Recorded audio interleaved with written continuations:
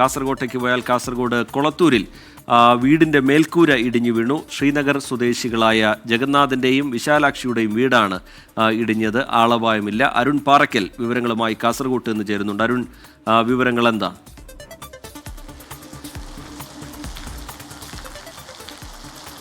പ്രജിത്ത്, ഇന്നലെ രാത്രി മുതൽ തന്നെ ശക്തമായ മഴ ജില്ലയിലുടനീളം പെയ്യുന്നുണ്ട്. വലിയ നാശനഷ്ടം കാസർഗോഡ് ജില്ലയിലും ഉണ്ടായിരിക്കുന്നു എന്നതാണ് പ്രധാനപ്പെട്ട കാര്യം.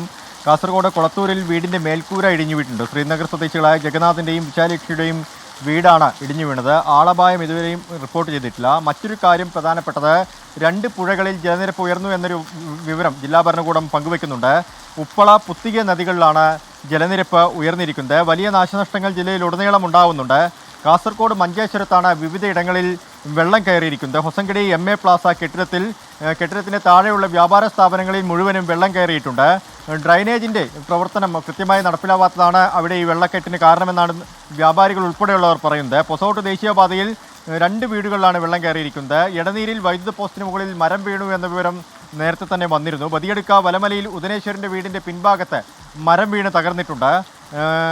ബദിയടുക്ക സെക്ഷനിൽ പൂർണ്ണമായും വൈദ്യുതി ബന്ധം തകരാറിലായി എന്ന വിവരം വരുന്നുണ്ട്.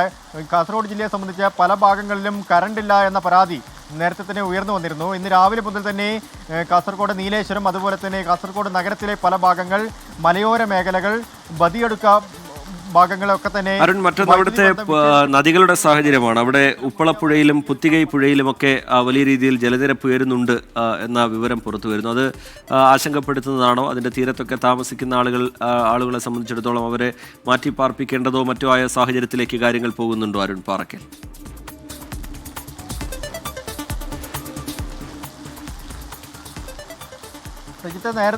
നിലവിൽ മാറ്റിപ്പാർപ്പിക്കേണ്ട സാഹചര്യമില്ല എന്നാണ് പറയുന്നത്. പക്ഷേ ഈ നദികളുടെ തീരത്ത് താമസിക്കുന്ന ആളുകളെയൊക്കെ ജാഗ്രത നിർദ്ദേശം നൽകിയിട്ടുണ്ട്.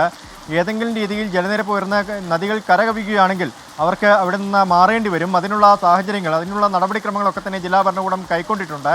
അവരെ മറ്റൊരിടത്തേക്ക് മാറ്റാനുള്ള തയ്യാറെടുപ്പുകളെല്ലാം സജ്ജീകരണങ്ങളും പൂർത്തിയായിട്ടുണ്ട്. നദികൾ ഏതെങ്കിലും രീതിയിൽ കരകവിയുകയാണെങ്കിൽ അത്തരത്തിലുള്ള നടപടിക്രമങ്ങളൊക്കെ തന്നെ കൈക്കൊള്ളേണ്ടി വരും. ഇപ്പോൾ നിലവിൽ ഇന്നലെ വൈകിട്ട് തുടങ്ങിയ മഴ ഇന്നിപ്പോൾ ഉച്ചയ്ക്ക് ചെറിയ ശമനം ഉണ്ടായിരുന്നു. പക്ഷേ ഇപ്പോഴും വീണ്ടും ശക്തമായ മഴ പെയ്തുകൊണ്ടിരിക്കുകയാണ്. ഇന്നിപ്പോൾ റെഡ് അലേർട്ടാണ്. ജില്ലയുടെ പല ഭാഗങ്ങളിലും മഴ പെയ്യുന്നു. പ്രത്യേകിച്ച് ഈ കർണാടകയോട് ചേർന്ന് കിടക്കുന്ന സുള്ളിയ, മഞ്ചേശ്വരം പോലുള്ള ഭാഗങ്ങളിലൊക്കെ ശക്തമായ മഴയും ശക്തമായ കാറ്റുമുണ്ട്. അതുകൊണ്ട് ജാഗ്രത പാലിക്കാനുള്ള നിർദ്ദേശവും ജില്ലാ ഭരണകൂടം നൽകിയിട്ടുണ്ട്. അറിയിച്ചു. ശരി, അരുൺ പാറയ്ക്കൽ കാസർഗോഡ് നിന്ന് വിവരങ്ങൾ നൽകുകയായിരുന്നു.